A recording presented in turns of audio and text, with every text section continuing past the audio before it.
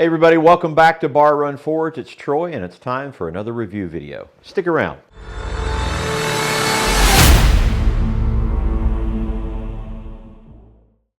In a previous video, we unboxed and got a look at our TRQWH. Did I get that right? Yeah, TRQWH welding helmet that was sent to us free of charge for us to review. We really liked it on the unboxing, but we wanted to give you a full-on review of our take on how it works and how it functions here in the shop. We have done a little bit of welding with it, so we do have a pretty good idea.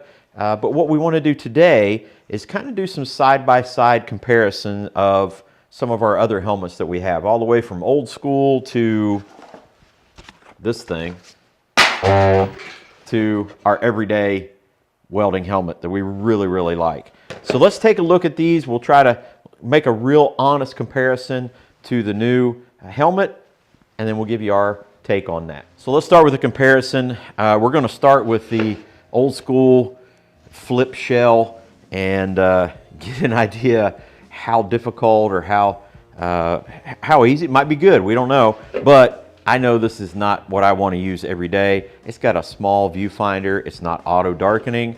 So I don't think we're going to like this one. I know what this one is like. This is an auto darkening helmet. I've got it dialed in for all the settings. I really enjoy wearing this helmet. So this helmet is going to have to perform really well to overcome this helmet. Now this is an auto darkening helmet, but one of the advantages, I think, is this light right here. All of us, when we're welding, probably one of the hardest things to do is to see the weld prior to striking the arc. So I think the light on top of this may give it a little bit of advantage. I know that the coverage over the head and the hood is all different. You know, obviously this doesn't give a whole lot over the top of the head. These get a little bit better. I'm interested to see kind of how I feel covered while I'm wearing this one.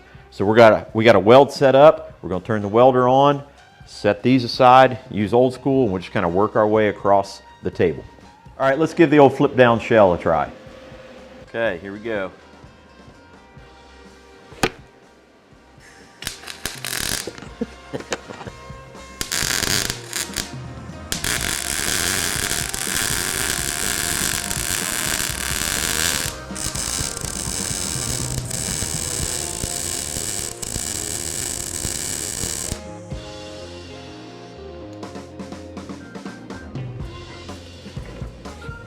Now to my everyday helmet, my auto darkening helmet, and let's give this a shot.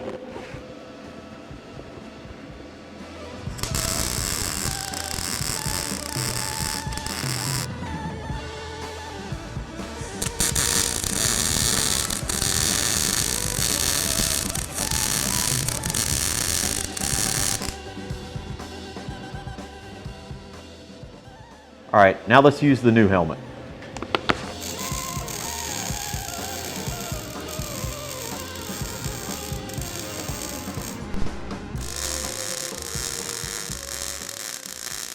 Let's give this an honest review.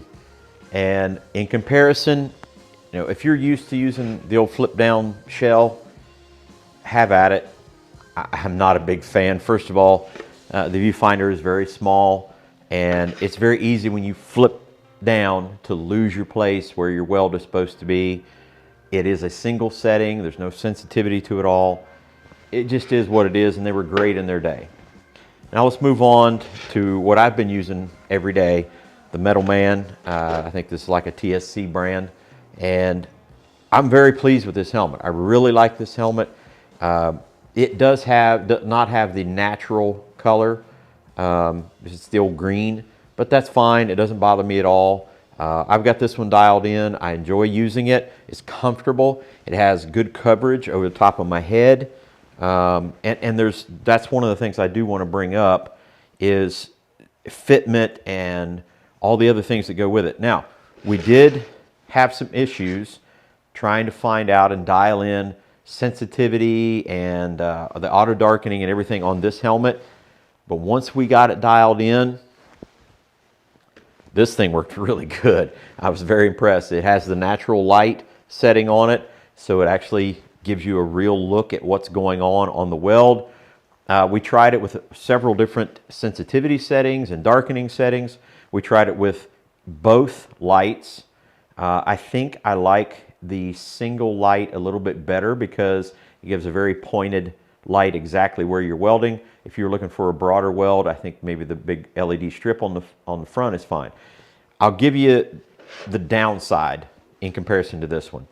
When I put this helmet on, you see the distance here is pretty good. So when I lean down, I've got overhead lights that covers that light, and I don't get glare off my glasses, and I don't get glare on the inside of the helmet. We did find a little bit of that issue on this helmet. It doesn't have as much distance here, and where your face and your head sits inside the helmet does have a little bit of a distance. There's not a whole lot of room to adjust that, but it's comfortable on the inside. You don't feel like you're suffocating in there, but there is that possibility of getting light and glare inside here if you have good lighting in your shop. All in all, I think when we were actually welding and we got the sensitivity settings just right on it, it was a dream to work with. It was really, really nice to work with. I felt comfortable with it. I think the sensitivity and the delay and everything, once we got that dialed in, it was really nice to work with. I don't have a problem welding with this helmet every day. If I have anything bad to say about this helmet, it will be this coverage area around the ear and especially on the top of the head. That would be it. Would I love to have a great big view screen? Sure. I'd love to have, 4, 5, 6, 7 inches. We'd like to have these big full, panoramic face shields. But for the price point, I think this is a fantastic welding helmet. Yes, look at all the sensitivity settings, check them all out, dial it in, make some welds, make the adjustments, and I think you're going to enjoy this helmet. Thank you guys for watching this video, and thank you to TRQWH for sending us this helmet. We really enjoyed using it, and I think it's going to be a staple here in the shop.